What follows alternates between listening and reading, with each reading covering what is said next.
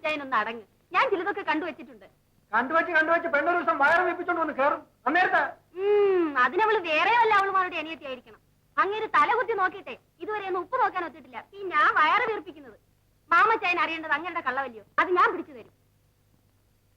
എല്ലാം കഴിഞ്ഞിട്ട് ഒടുവിൽ എന്നെ ഗോപി ഒടുവിക്കാനുള്ള പരിപാടിയെങ്കിലേ ഉമ്മത്തെയും കാലത്ത് നിന്നെയും കൊച്ചിനെയും തെറ്റിച്ച് ഞാനും ഒന്ന് ചാവും. പറഞ്ഞേക്കാം. അവിടെ നിക്ക. ഓടരുതെന്ന്. ഓടരുതെന്ന് പറഞ്ഞില്ലേ? അവിടെ നിക്ക. ഇവിടെ നിക്കാനല്ലേ പറഞ്ഞത്?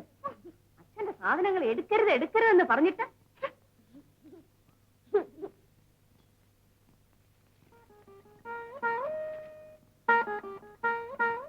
ഈ കുന്തിനാണൊക്കെ എവിടെയെങ്കിലും സൂക്ഷിച്ചു വെക്കും. പിള്ളേരെടുത്ത് പൊട്ടിച്ചു കളഞ്ഞ പിന്നെ ബാക്കിയുള്ളവർക്കാ പാട്.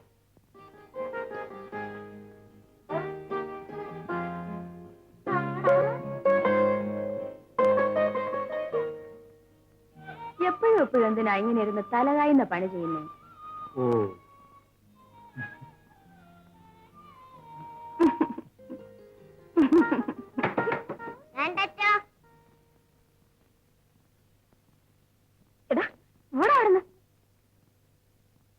ഇങ്ങനെയും തന്തയ്ക്ക് പറക്കാമോ?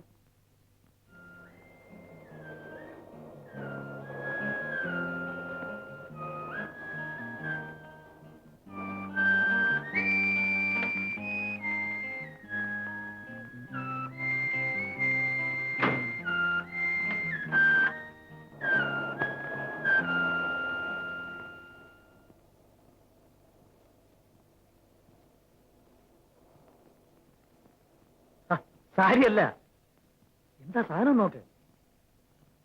ലുങ്കിയും ബനിയനുമാണ്. വീട്ടിലിരിക്കുമ്പോ ഇടാം. ഭാമി, എന്താ എനിക്ക്? ഒന്നുമില്ല. കുറുപ്പേ, വലിയ തിരക്കില്ലാത്ത ഏതെങ്കിലും ഒരു റെസ്റ്റോറന്റ് എടുത്തെടുത്ത്.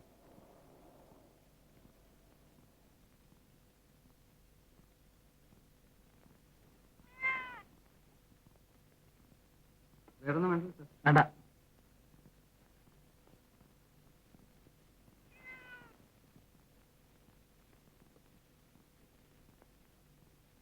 എനിക്ക് വേണ്ട.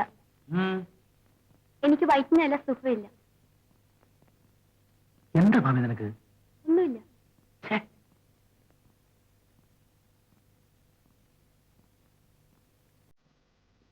നമുക്ക് എവിടെങ്കിലും ഒരു മുറി എടുക്കാം. എനിക്ക് ഭാമിയുടെ ചില കാര്യങ്ങൾ ഉള്ളോളം ചോദിക്കാറുണ്ട്. എടുക്കട്ടെ? എടുക്കട്ടെ?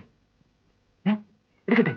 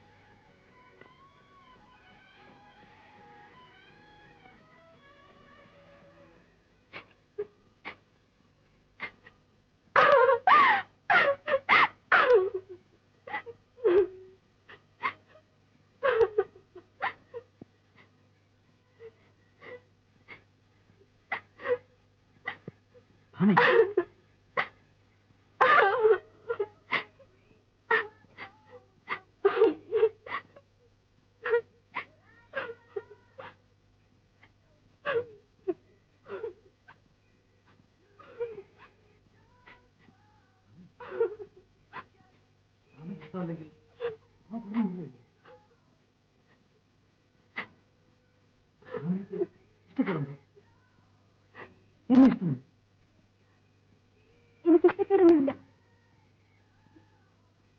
ഇതെന്തെങ്കിലും പറ്റിപ്പോയാൽ എന്തെങ്കിലും പറ്റിയാല് ഞാൻ അങ്ങനെ കൈവിടുന്നു.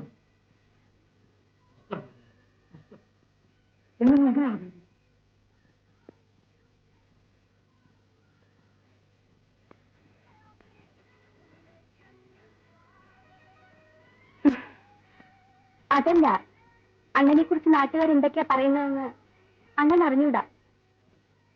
എല്ലാരും പറയുന്നത് കള്ളനോട്ടടിച്ചോ നോട്ടടച്ചോ ഒക്കെയാ. അണ്ണൻ കാശുകാരനായിരുന്ന മനസ്സിന് വിഷമമാവുമല്ലോ എന്ന് കണ്ട് ഞാനതൊന്നും ഇത്രയും നാൾ പറഞ്ഞില്ലെന്നേ ഉള്ളൂ. തന്തയില്ലാത്തൊരു കൊച്ചിനെ പ്രസവിക്കാൻ എനിക്ക് മടിയൊന്നുമില്ല. അതിനെനിക്ക് ആരെയും എന്റെ ചേച്ചിയെ പോലും പേടിയുമില്ല. പക്ഷെ എന്റെ കുഞ്ഞിന്റെ അച്ഛൻ ഒരു കള്ളനോട്ടുകാരനാണെന്ന് ആളുകൾ പറഞ്ഞാൽ അതെനിക്ക് സഹിക്കില്ല. ഞാൻ പറയുന്നത് കേക്ക്. കൽപ്പന നിർത്തിട്ട് നീ ഞാൻ പറയുന്നത് ശ്രദ്ധിക്കും. എടി പൊട്ടി, ഞാൻ കള്ളനോട്ടുകാരനല്ല. നോട്ട് അടച്ചിട്ടല്ല ഞാൻ കാശുകാരനായത്. പിന്നെങ്ങനെയാ ചുമ്മാ കാശുകാരനാവും? നീ അത് കൽപ്പന നിർത്തി.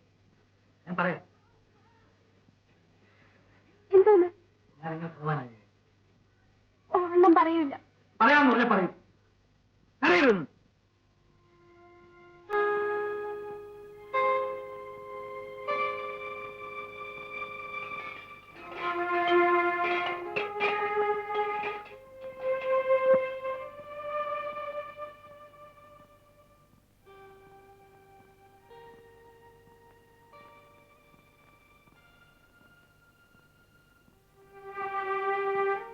ജാനകിയോട് പോലും പറഞ്ഞിട്ടില്ല. നിന്നോട് പറയുകയാണ്, വേറൊരു ചെവി പോകരുത്. പിന്നെ അത്ര വിഷമമുണ്ടെങ്കിൽ പറയണ്ട. ഇല്ല, പറയാം.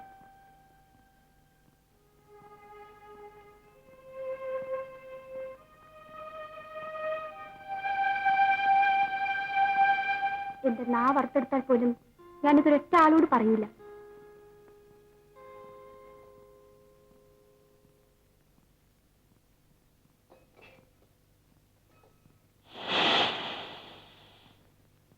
നേര് പറഞ്ഞാൽ നീ അത് വിശ്വസിക്കില്ല.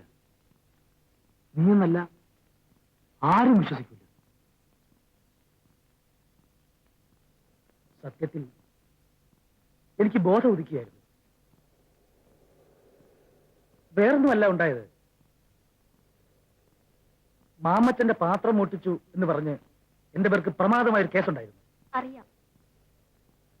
ആ പാത്രം എനിക്ക് ആർക്കും വിൽക്കാൻ പറ്റില്ല. പക്ഷേ അതുകൊണ്ട് ടൗണിൽ പോയപ്പോ ഞാനൊരു വ്യാപാരിയെ കണ്ടു. ഒരു അത്ഭുത മനുഷ്യൻ. കള്ളൻ എന്ന് പറഞ്ഞ സാക്ഷാൽ കള്ളൻ. അങ്ങേരും അങ്ങേരുടെ ഒരു പാത്രക്കാടും എനിക്കാകെ ബഹുമാനം തോന്നിയിട്ടുള്ള ഒരേ ഒരു കള്ളനും അങ്ങേരാ. അങ്ങേരെ ഞാൻ മനസ്സാ ഗുരുവായി സങ്കല്പിച്ചു. അങ്ങേരെ 1 രൂപയും വാങ്ങിച്ചോണ്ട് ഞാൻ മടങ്ങിപ്പോന്നു. പക്ഷേ പിന്നെ എനിക്ക് മോട്ടിക്കാൻ തോന്നാതായി. ഞാനൊക്കെ എന്തോന്ന് കള്ളൻ എന്നെനിക്ക് എപ്പോഴാ മനസ്സിലായത്. 1-2 ആഴ്ച അങ്ങനെയും കഴിഞ്ഞു.